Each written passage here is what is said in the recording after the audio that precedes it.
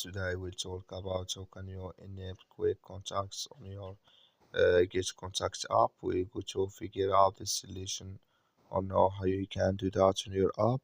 So you just follow these ways, then it's going to work with you. So all you have to do, so you just go down, click here on money down here.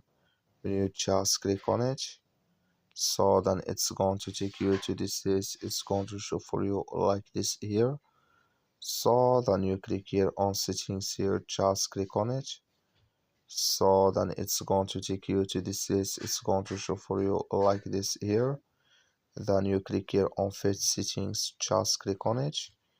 So then it's going to take you to next step here. It's going to show for you like this. Click here on quick contacts, just click on it. We come here to quick contacts, click in this sign. Like you see, this color show for us, that's mean it's enabled with us now. That's all you have to do. Thank you for watching. Don't forget to support us by liking, subscribe.